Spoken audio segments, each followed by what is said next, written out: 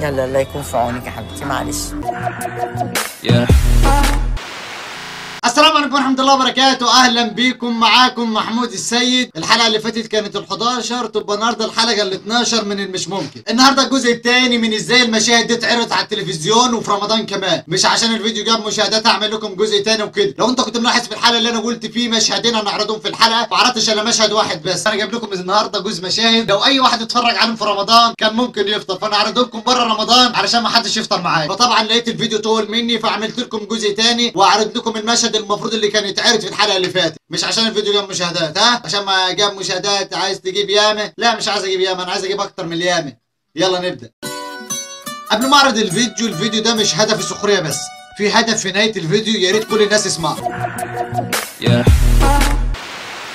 المشهد اللي هيتعرض دلوقتي مشهد فضلت ادور عليه اكتر من اسبوع كامل علشان الاقيه، لان المشهد اتعرض على التلفزيون وبعد كده ما نزلوش على النت، يعني رفعوا الحلقه على النت وما رضوش يرفعوا المشهد الموجود اللي هيتعرض دلوقتي، فاحنا تعبنا جدا. فما تنساش تعمل لايك للفيديو، ولو انت اول مره تشوفنا ما تنساش تعمل اشتراك، والسلام عليكم ورحمه الله. ايه طب ماشي يلا عشان نكمل. اعملي ايه جوه؟ تعالي ده في اخبار منيله. ادي قطرين دخلوا في بعض اهم. واليونسكو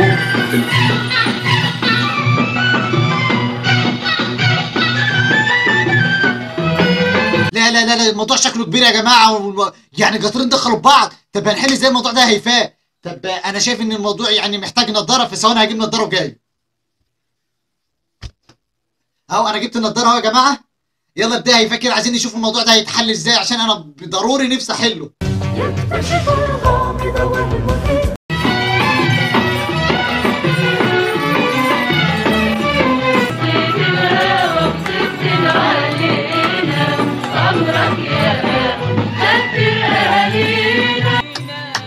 والله انا كان نفسي من زمان احله، بس والله الحمد لله كل الموضوع هتتحل دلوقتي.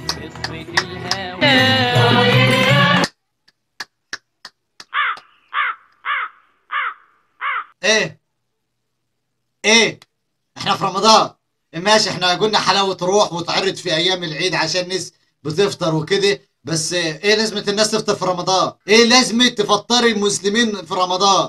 هو كده يعني انت فهمت الحديث كده؟ من فطر مسلما ما ينفعش، مش كده، مش الفطار كده، يعني ما تفطريش الناس كده، المفروض ما تتعرضش اصلا، يعني مش فرق رمضان ومش رمضان ما تتعرضش اصلا.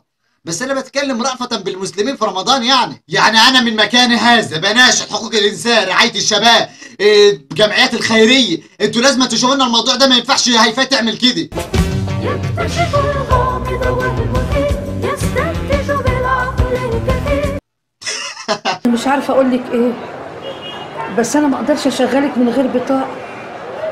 الشغل عندنا ليه اصول. معلش. الحمد لله على كل حال، الحمد لله على كل حال. ما هذا حاجه لو تسمحي لي يعني اقوم اتوضى واصلي الظهر. ايه هادي يا مؤمن؟ ايه ده؟ انا مش مصدق بجد، يعني هيفاء خلاص والحمد لله واقوم اصلي الظهر، يعني ايه ده؟ ايه الايمان ده؟ ايه الايمان اللي نزل عليكي فجأة ده؟ يعني انا مش فاهم، يعني هو انت يا اما تلبسي يا اما تقلعي؟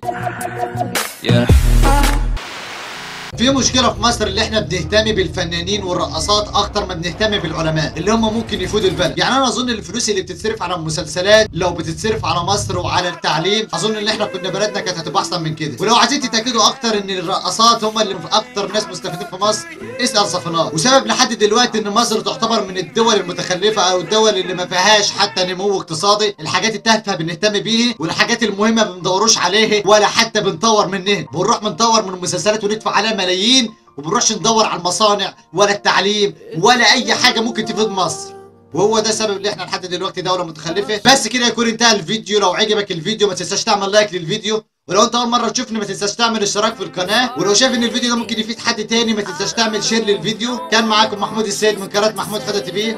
سلام. She tells him, ooh love, no one's ever gonna hurt you love, I'm gonna give you all of my love.